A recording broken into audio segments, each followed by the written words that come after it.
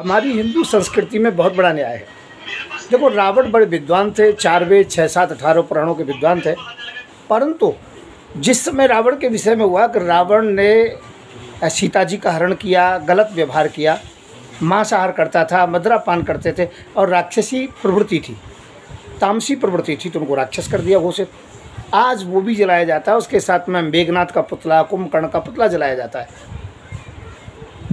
और कंस ने गलत किया तो कंस को भी हमने अच्छे स्तर से नहीं देखा।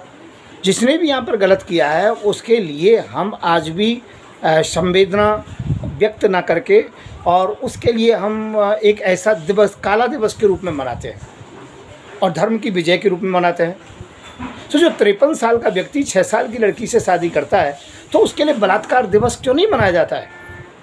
मोहम्मद को जूता दिवस और बलात्कार दिवस सभी मुसलमानों को मनाना चाहिए। ये भारत है, भारत के अंतर्गत में आपको वास्तविकता से परिचित होना चाहिए। ये देवताओं की भूमि है, ये ऋषि मुनियों की भूमि है।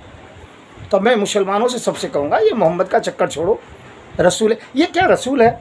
53 साल की उम्र में शादी कर रहे हैं, 11-12 शादी कर रहे हैं, उसके बाद आप रसूल कह रहे हैं। शर्म आनी चाहिए मोहम्मद को साहब कहते हुए और रसूल कहते हुए, नबी कहते हुए। उसको तो जूते मारने चाहिए।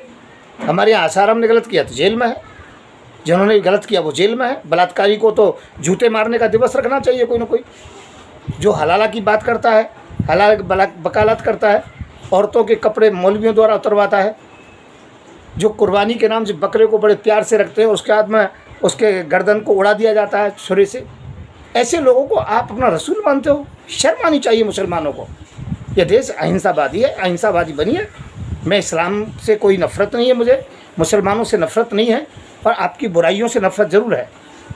एक माहौल गंदगी का फैला रखा है, बदबूदार माहौल है, हड्डियाँ पड़ी रहती हैं, खून बिखरा रहता है, कुर्बानी हो रही है, अल्लाह को प्यारी है कुर्बानी। अरे परमात्मा कभी ये नहीं कहता कि आप हिंसात्मक भाव रखिए। मैं परमात्मा का जो कि मैं सम्मान करता हूँ, काफिर को मारो, जहाँ भी मिले घेर कर मारो। परमात्मा कभी ये नहीं कहता कि मुझे ना माने तो उसे मारो। और जो परमात्मा को ना माने काफिर, बुत परस्त जो मूर्ति पूजा करे उसे मानिए, वो काफिर है। ये कहाँ की परंपरा है? भारत में ऐसे इस्लाम को हम थूकते हैं और ऐसे को बंद करना पड़ेगा। और ध्यान रखना, मोहम्मद वगैरह का जब नाम लिया तो ठीक नहीं रहेगा आपके साथ में। अहिंसावादी बनो, आराम से रहिए, प्यार से रहिए। यदि मोहम्मद तुम्हें प्यारा है तो चले जाइए पाकिस्तान के लिए, भारत में कोई जगह नहीं है ऐसे लोगों के लिए। फिर कहूँगा, एक ऐसा भय बना रखा है कि मोहम्मद की जो बुराई कर देगा, गुस्ताखी मोहम्मद की यही सज़ा, तन सर से जुदा, सर तन से जुदा। अरे क्यों, क्या गुस्ताखी है? ये कह देना कि 53 साल का आदमी 6 साल की लड़की से शादी करके बलात्कारी होता है, ये गुस्ताखी हो गई। ये नूपुर शर्मा नहीं है, ये कन्हैया लाल नहीं है, ये टी राजा नहीं है, ये संत युवराज है। प्रमुख हिंदू से दावे के सहित कह रहा हूँ मैं। आपको बुराई छोड़नी पड़ेगी, अहिंसावादी बनना पड़ेगा। देश में पवित्रता होनी चाहिए। शिक्षा मदरसे में नहीं चलेगी, जमात आतंकवादी पैदा करती है, नहीं चलेगी। जो सरकारी बोर्ड है, क्या उस पर विश्वास नहीं है आपको?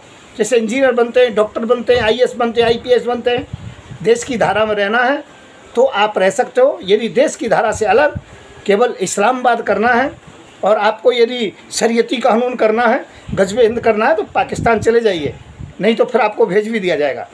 तो अब की बार ईद पर कुर्बानी नहीं होगी। मैं संत युवराज, हिंदू सेना का प्रमुख, संस्थापक, हिंदू राष्ट्र भारत का, इस बात की घोषणा कर रहा हूँ पूरे देश में। यदि कुर्बानी होगी तो उसके परिणाम भुगतने को तैयार रहें। मेरा नंबर है 9927404606। फिर कह रहा हूँ, भारत अहिंसावादी है, यहाँ पर अहिंसावादी रहेंगे। यहाँ बलात्कारियों को महिमा मंडित नहीं किया जाता है, बलात्कारियों की आलोचना की जाती है। धन्यवाद, नमस्कार दोस्तों, जय हिंद, जय भारत। ज़रूर मेरी बात को सभी लोग समझ गए होंगे।